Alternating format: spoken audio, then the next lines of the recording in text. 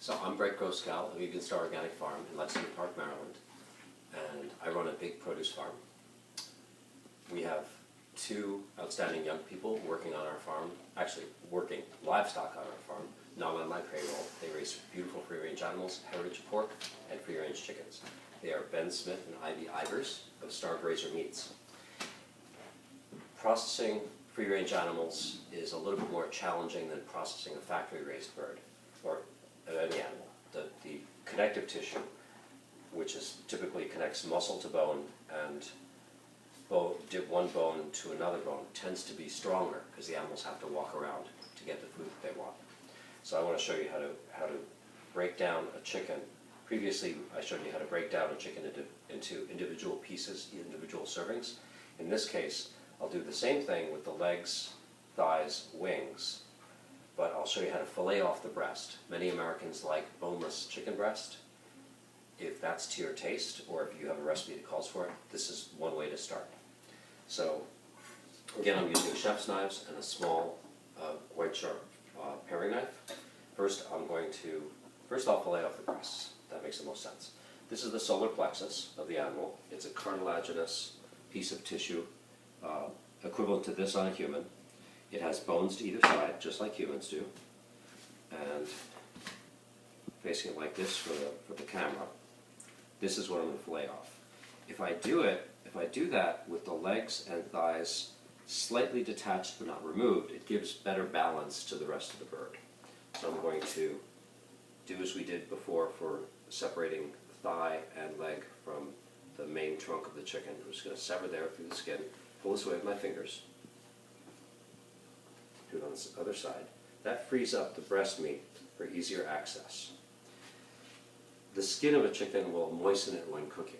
So I strongly advise leaving the skin on and then removing, if you don't want the skin, remove the skin after you've cooked to keep the chicken moist. But if you insist on pulling off the skin before a recipe, I'll show you how to do that. So I go to either side of this central bisecting bone and solar plexus. I'm going to do this with my knife. I'm going to turn so you're facing it. If I were not talking at a camera, I would be doing it this way because that's what I'm most comfortable with. But in this case, I'll turn to the camera so you can see the angle of cut. Notice that I'm going towards the bone. That minimizes waste.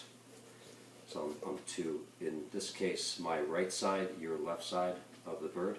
Now I gently peel back the skin and do the other side. About here, I'm encountering the wishbone. So now I'm going to go to this smaller, more delicate knife and pushing the blade against the bone and tissue to minimize waste. I am cutting this away like this. Now this bony bit, when we're done, is very nice for a stock, for a broth, for making your own broth. Making broths are really easy. You just take this bony bit, some vegetable trimmings, put it in a pot, simmer for a minimum of 20 minutes, preferably more, an hour and a quarter, and you have a rather nice homemade chicken stock. In this case, I had accidentally gone through the wishbone, so now that's the one part of the wishbone. I'm coming through, and I'm almost all the way filleted off. That's the wing joint right there that we encountered before when we took this chicken apart. And there is my boneless breast. This bird is somewhat smaller than the previous bird that we put into serving pieces. Again, there's a little bit of ligament here. Most people won't even notice when you cook it. It's actually rather small. If I want to remove the breast, you don't need a knife. You just pull, if I want to remove the skin, you don't need a knife. You just pull the skin away like this. The skin, incidentally, makes wonderful cracklings. Here's the previous bird we did with this is all bone in. Nothing's been deboned. 2 rather large breasts, 2 drumsticks, 2 thighs, a neck, this little bit of fat which can help moisten when you're cooking, this little bit of fat which does the same thing, the back severed in half, perpendicular to the axis of the animal, and 2 wings. In the interest of space conservation, I'm now just going to put this next bird on the same platter. There's a boneless breast. Now I go to the other breast I'm going to fillet off. I'll try to turn it towards you. Again, a small, sharp knife is wonderful. Obviously, I have a preference for large knives. there is a time and a place for a small knife. Here's the wishbone. Again, we now have 2 wishbones flapping to either side. I'm using this finger to push away the meat. I just went through that same small bit of ligament I showed you before. Ligaments tend to be white in most vertebrates, most animals with backbones. White or silver.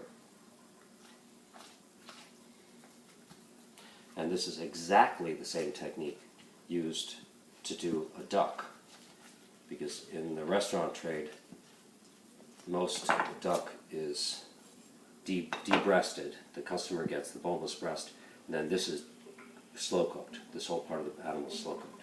So again, here's your boneless breast.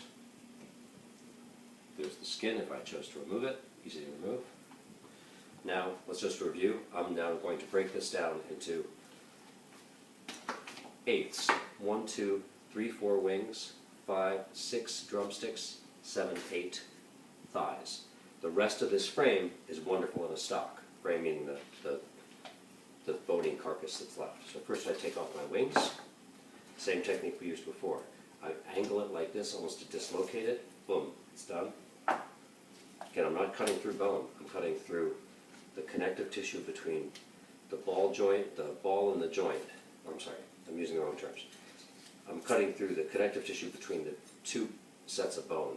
That's the hard connective tissue. There's the wings off. Now again, I'm going to partially dislocate like that. So I basically pulled the chicken away, the leg and thigh away from the main body. There's a delicious part of the chicken called the oyster. The oyster is right here. It's in the back. It's the equivalent of this.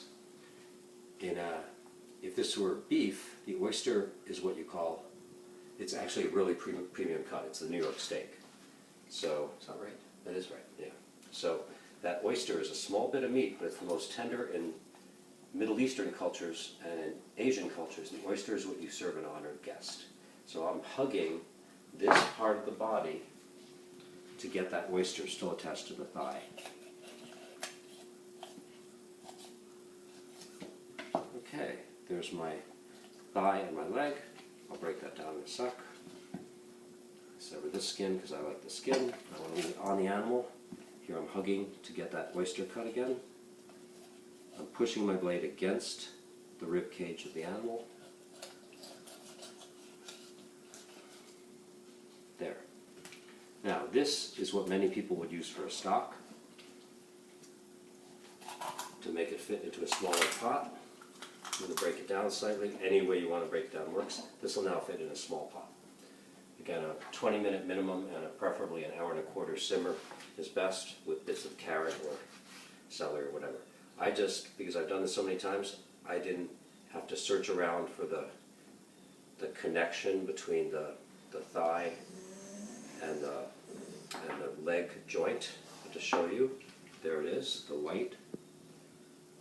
So it's easy to cut through because you're not cutting through bone. And again, now I can dislocate, that makes it even easier. And we are done. To sum up, I use paper, or to review, I use paper to minimize my eventual cleanup. As it is, I'm going to bleach this because all chickens and all meats, there is a certain bacterial load that you might want to get rid of. But for me, I still love it, and I still work barehanded. That's it. Thank you so much.